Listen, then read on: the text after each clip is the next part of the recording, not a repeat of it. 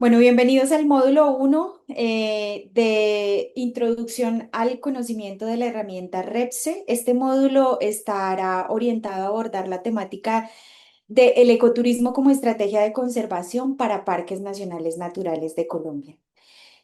Vamos a partir por precisar qué es Parques Nacionales Naturales de Colombia. Bueno, lo primero que debemos tener claro es que es una entidad pública que hace parte pues del gobierno nacional, que está encargada, tiene dos tareas principales. Está encargada de administrar el Sistema Nacional de Áreas Protegidas de carácter nacional y además de coordinar el Sistema Nacional de Áreas Protegidas. Aquí voy a hacer una claridad breve. El Sistema Nacional de Áreas Protegidas es el sistema de parques nacionales naturales de Colombia, pero en Colombia no solo existen áreas protegidas administradas bajo este sistema. Hay otras áreas protegidas que son de carácter regional y que son administradas por las corporaciones de cada jurisdicción. Y adicionalmente hay otras áreas protegidas que son del nivel local, que son las áreas, las reservas naturales de la sociedad civil, que son privadas, que cada propietario cuando decide registrarse como reserva natural de la sociedad civil es quien va a seguir gestionando esa área protegida que decidió inscribir. Entonces, nosotros en parques nacionales, además de administrar el sistema nacional, estamos encargados de coordinar el sistema de áreas protegidas del país, es decir, que somos los coordinadores de las áreas protegidas nacionales, regionales y locales. Entonces, esas dos tareas las desarrollamos en el marco de un propósito, de tres propósitos principales. Uno es conservar in situ la diversidad biológica del país, ¿sí? Estas áreas protegidas se han declarado en escenarios que son importantes o estratégicos para preservar ecosistemas muy importantes. Entonces, esa es la primera tarea, conservar in situ la diversidad biológica del país. La segunda tarea grande es proveer y mantener bienes y servicios ambientales que se generan en esos ecosistemas, ¿sí? El recurso hídrico, todos los ciclos de nitrógeno, todos los ciclos que permiten la productividad y demás, el tema de polinización, entre muchos otros servicios ambientales, pues, que proveen estas áreas protegidas. Y la tercera tarea es proteger el patrimonio cultural del país. Es decir, Parques Nacionales no solo está encargada de conservar la diversidad biológica, también de conservar la diversidad cultural del país. Entonces, en el marco de esas tres tareas, de esas dos grandes tareas, cumplimos esos tres propósitos descritos, ¿de acuerdo? Somos una unidad administrativa especial, somos, digamos que una entidad que está adscrita al Ministerio de Ambiente, pero tenemos autonomía e independencia. Es importante para dar continuidad a lo que vamos a ver en adelante, tener claro qué es un área protegida. Entonces, esas áreas protegidas deben tener cuatro características principales, tanto las nacionales como las regionales y las locales.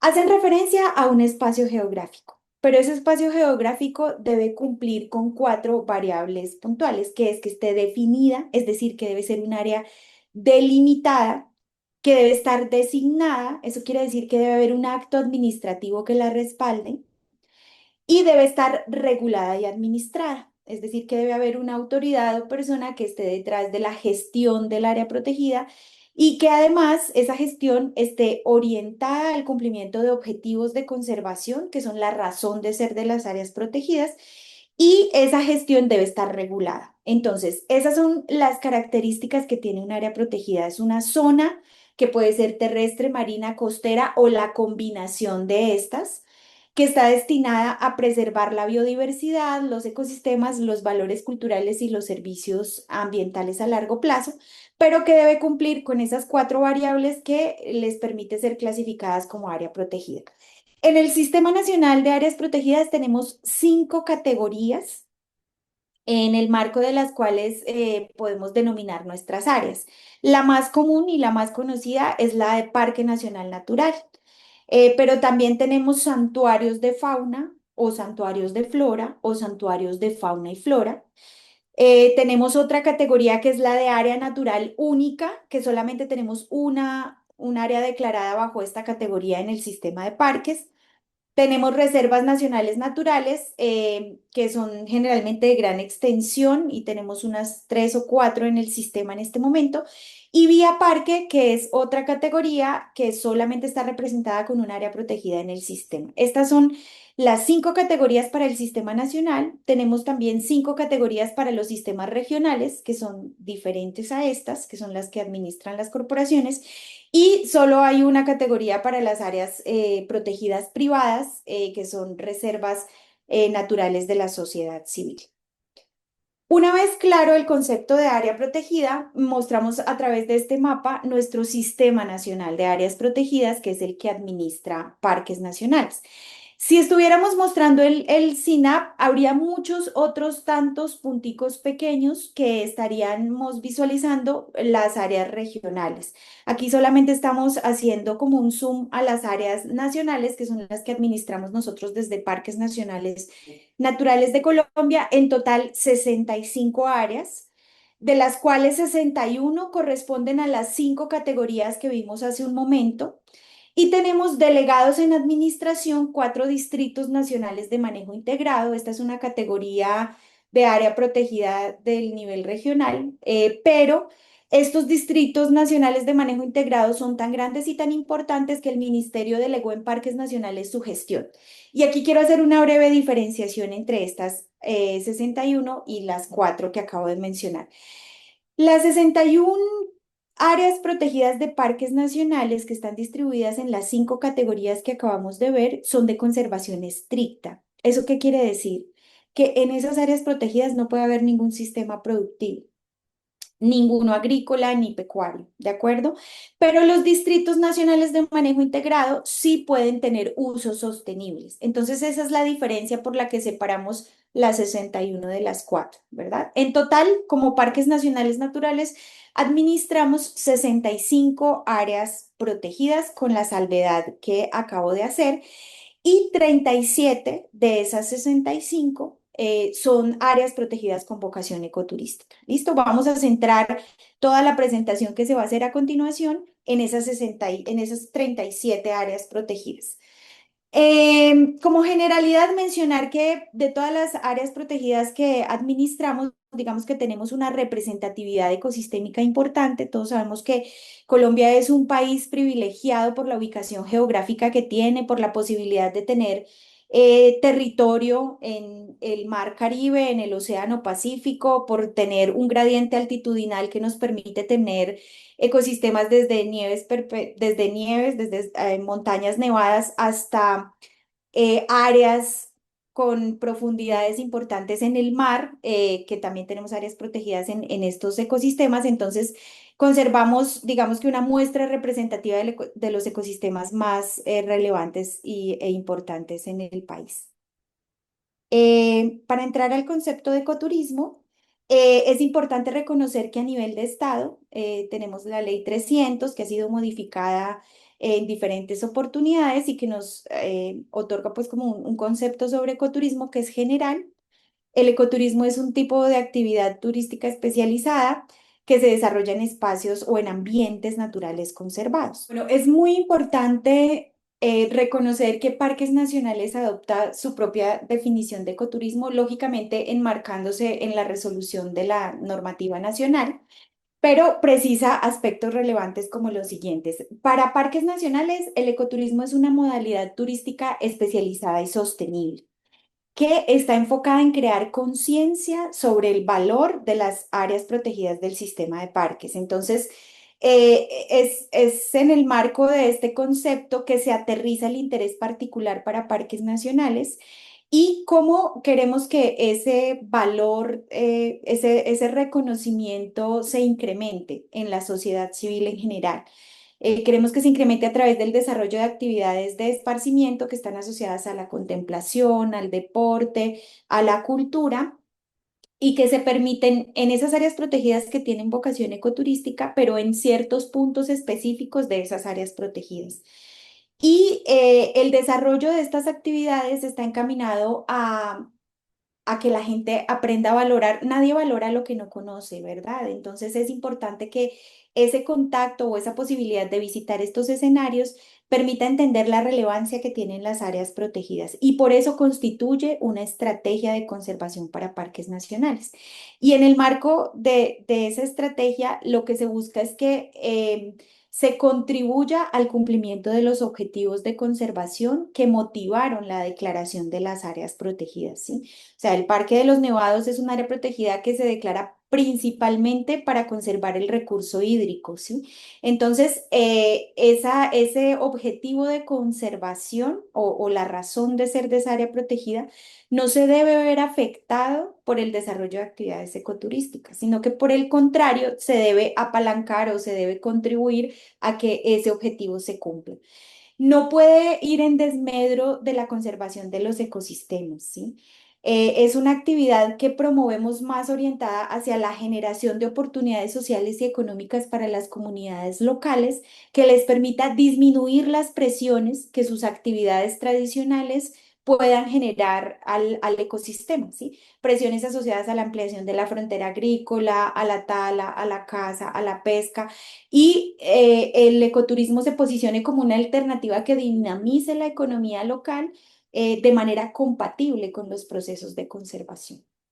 Entonces, esta definición es adoptada en el marco de la resolución 531 del 2013. Esta es una resolución que nosotros adoptamos en conjunto entre el Ministerio de Ambiente y Parques Nacionales Naturales de Colombia, mediante la cual se reconoce el ecoturismo como una actividad permitida en parques nacionales.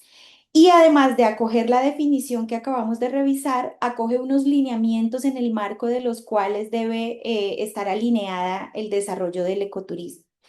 Entre los principales lineamientos es importante resaltar que establece las condiciones generales para el desarrollo del ecoturismo.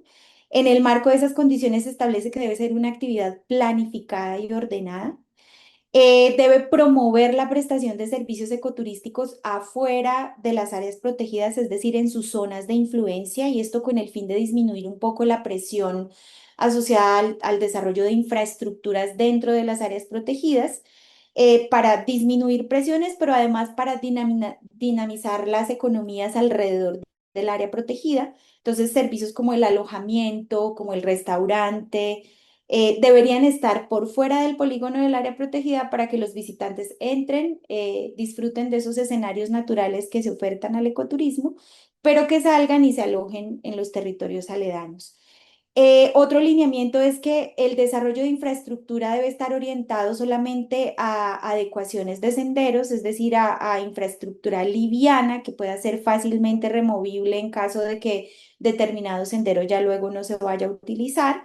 Entonces está contemplando con infraestructura liviana temas como pasarelas, puentes, pasamanos, escalones, en algunos casos sí, hamaqueros cuando amerite, o zonas de camping, pero pues estas son infraestructuras como de bajo impacto, por decirlo de alguna manera.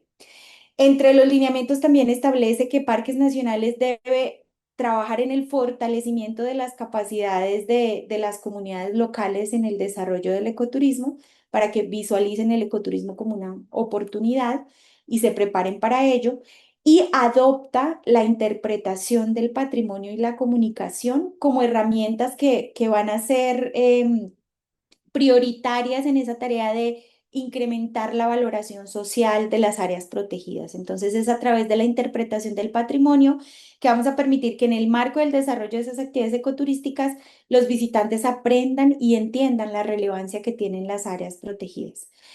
Y por último, establece la investigación, el conocimiento tradicional y el monitoreo al ecoturismo como soporte para el desarrollo de esta actividad como estrategia de conservación. Es decir, un sendero se habilita al ecoturismo, pero vamos a monitorear qué tanto puede llegar a afectar el uso de ese sendero al ecosistema o a determinada especie y se pueden tomar decisiones en el camino de cierres parciales, como los que tenemos, por ejemplo, con Tayrona, para garantizar que estas actividades no vayan a ir en detrimento de la conservación. Dentro de estos lineamientos o dentro de esta misma resolución se establecieron unos criterios de vocación ecoturística. Y es que, digamos que a pesar de que consideramos que el ecoturismo puede ser una actividad que aporte a la conservación y por eso la promovemos como una estrategia de conservación, No todas las áreas tienen que abrirse al ecoturismo. Hay unos ecosistemas que son más sensibles, hay dinámicas o hay, digamos, características en ciertas áreas protegidas asociadas a la accesibilidad que limitan mucho el desarrollo de actividades ecoturísticas. Entonces, no se tiene que hacer en todas partes. Para determinar dónde sí y dónde no, definimos 8 criterios. Los invitamos a que con el material que el curso les aporta ahonden en el detalle de estos criterios, pero en términos generales queremos contarles que cuando un área protegida cumple 4 o más de estos criterios, tiene vocación ecoturística. Y si en el análisis que se hace en el marco de la construcción de los planes de manejo tiene menos de 4 criterios, no tiene vocación ecoturística. Esa es la razón por la que les contamos que de 65 áreas protegidas que administramos, solamente tienen vocación 37. Aquí tenemos como unos hitos históricos que han sido relevantes en el ecoturismo para parques nacionales. Es importante que ustedes sepan que parques nacionales, digamos que le dio como la vuelta a un tema que antes era considerado una presión.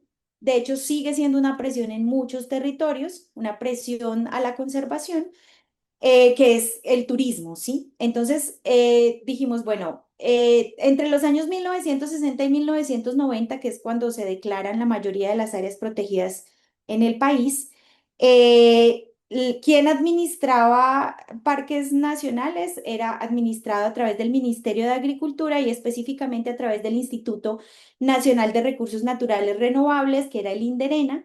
Y el INDERENA tenía a cargo como la administración de todas esas áreas protegidas. Para la época, a nivel mundial, esta estrategia de conservación, que ha sido una de las más exitosas en el mundo, la Declaratoria de Áreas Protegidas, tenía una visión muy restrictiva, es decir, se declaraban zonas que se consideraban intocables. Las áreas protegidas no debían ser visitadas.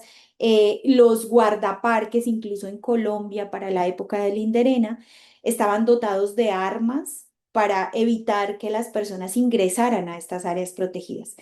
Pero digamos que esta estrategia de conservación ha ido evolucionando en el mundo y ha transformado la visión de que sean intocables a que sean reconocidas y que en el marco de ese reconocimiento se garantice que estas áreas protegidas se mantengan a perpetuidad, como lo contempla nuestra constitución política. Y la mejor manera de que se mantengan a perpetuidad es que las personas que viven alrededor entiendan por qué es relevante un área protegida y se vinculen a su gestión. Y el ecoturismo es un vehículo que nos puede permitir esto, ¿sí? No solo vincular a las comunidades locales, sino también vincular a la sociedad civil en general para que reconozca la importancia de estas áreas protegidas. Entonces, empieza a darse como una transformación en la gestión de áreas protegidas, empieza a reconocerse que muchas áreas protegidas, por ejemplo, ya tenían turismo antes de que fueran declaradas, ¿sí? Áreas protegidas como la Macarena, áreas protegidas como Nevados, como Tayrona, eran visitadas antes de que se declararan como áreas protegidas. Y digamos que esa dinámica la teníamos que transformar de una presión a una oportunidad. Y es ahí cuando se empieza a hablar del ecoturismo. Y se empieza a hablar del ecoturismo en el marco de la política de participación social en la conservación, que aterriza para Colombia como ese nuevo enfoque de que las áreas protegidas deberían ser escenarios reconocidos e incluso disfrutados por la sociedad civil, en articulación con las comunidades locales, en articulación con todos los actores presentes en el territorio. Entonces, esta política lo que dice es que Parques tiene que generar aliados en la conservación. Y la mejor manera de garantizar que un área protegida, que aunque delimitada no está, no tiene una barrera física, se mantenga y se proteja, es que las comunidades aledañas entiendan la relevancia de este escenario y se comprometan también a sumar en los procesos de conservación y a ejercer control en términos de avisar que algo está pasando. Entonces empieza a haber como una transformación y hasta ese momento no se hablaba de ecoturismo todavía. Pero digamos que es el marco en el cual empieza a pensarse cómo transformar esa actividad turística hacia una actividad ecoturística con un fuerte énfasis en educación y en sensibilización para que sumemos más aliados a la conservación y se materialice algo que nuestro director promueve en muchos escenarios y es que nos convirtamos en guardaparques, toda la sociedad civil seamos guardaparques. Nosotros en el año 2020, en 2004 se tiene la posibilidad de generar un COMPES que permite la participación privada en la prestación de servicios ecoturísticos. Como parques nacionales somos la autoridad en nuestras áreas protegidas, pero no tenemos en nuestra misión la prestación de servicios y no somos prestadores de servicios ni pretendemos serlo. Somos administradores de atractivos en este caso. Y en el marco de esa administración de los atractivos se genera pues la posibilidad de que privados con mucha experiencia en prestación de servicios pueda operar en unos escenarios que ya tiene parques nacionales, que se crearon como centros de visitantes en la época del Inderena, pero esos centros estaban pensados no para turistas, sino centros de formación para guardabosques, en ese momento llamados no se llamaban guardaparques, sino que se llamaban guardabosques, y en ese momento eran escenarios para capacitarlos. Estos escenarios empiezan a pensarse para el visitante y empiezan a transformarse y solamente 13 de nuestras 37 áreas protegidas tienen infraestructura. Y para que esa infraestructura opere de manera adecuada, pues no debe ser Parques quien preste servicios, sino un tercero. Y por eso empiezan a surgir entonces la posibilidad de que hayan contratos de concesiones, contratos de ecoturismo comunitario y estos mecanismos que empiezan a vincular a privados en la prestación de servicios. Cuando empieza a darse todo esto, digamos que la sociedad civil interpone una acción popular a parques nacionales y dice, bueno, ustedes entregan en concesión una infraestructura para la prestación de servicios, caso Parque de los Nevados, ¿y qué límites le van a poner ustedes a ese operador para que, pues si tiene mucha capacidad de promover las visitas, va a venir muchísima gente y esa cantidad de gente puede empezar a afectar los ecosistemas? Y por primera vez en el año 2006, Parques Nacionales empieza a implementar herramientas o ejercicios de ordenamiento, pero muy enfocados al tema de capacidad de carga. Entonces adopta una metodología que se llama límites aceptables de cambio y establece como un número de personas que puede visitar el ecosistema.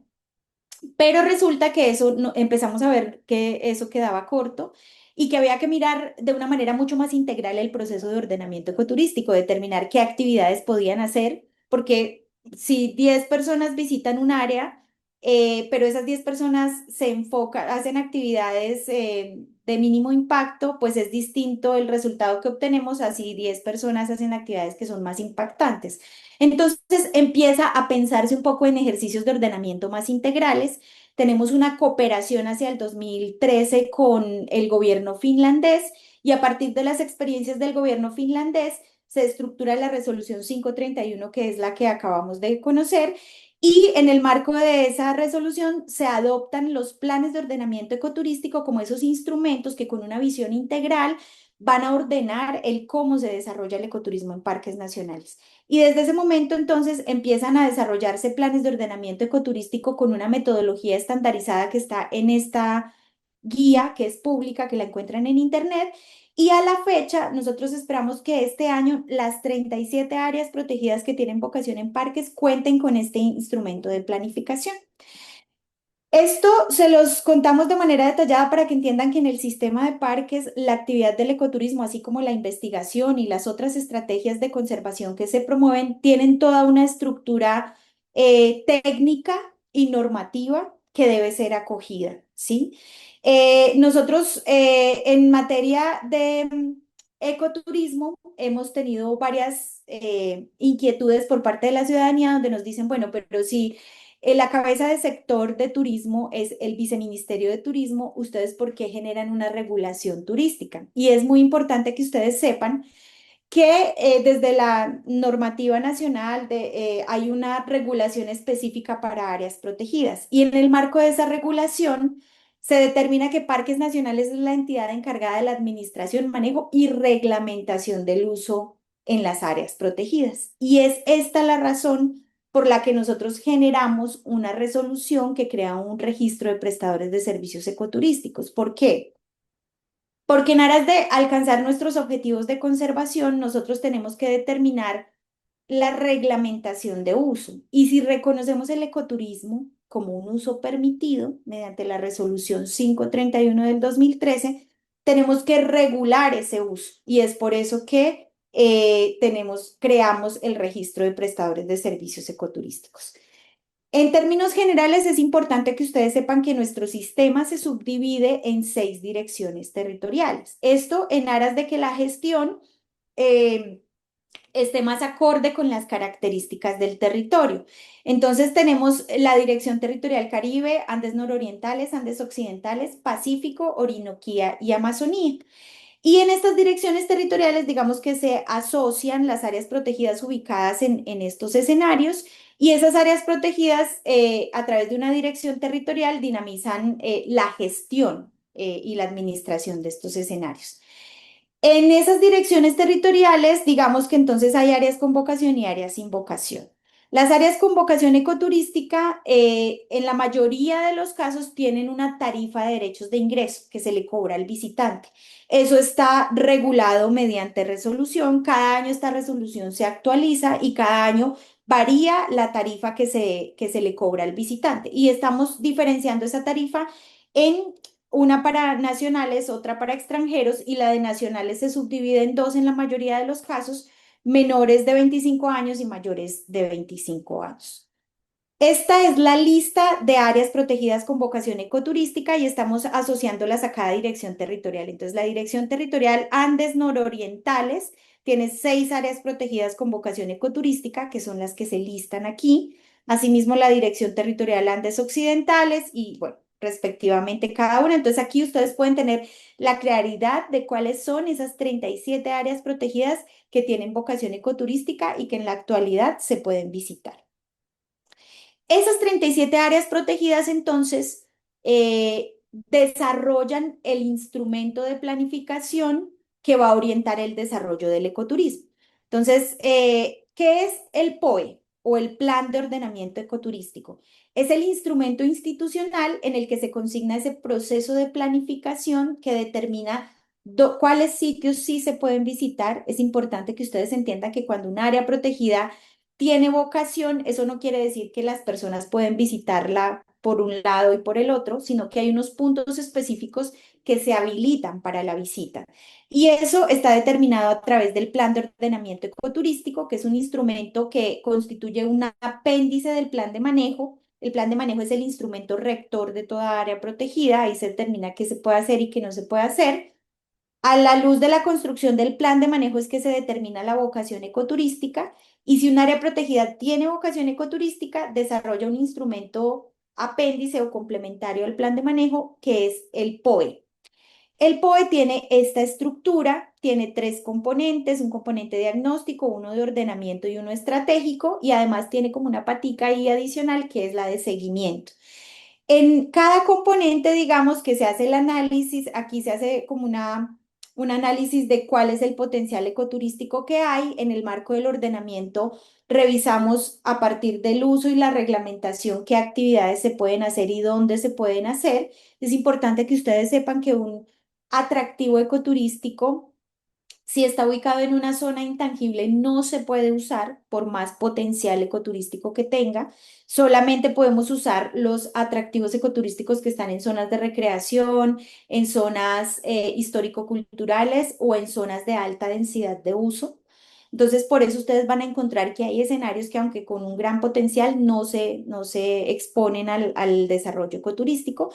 Y luego en un plan estratégico proyectamos a 5 años cuáles son como esas acciones que van a permitir consolidar el ecoturismo como estrategia de conservación en parques nacionales. Eso es lo que teníamos para compartirles en este módulo introductorio. Les invitamos a revisar todo el material que amplía estas temáticas y estaremos muy atentos a resolver sus inquietudes al respecto.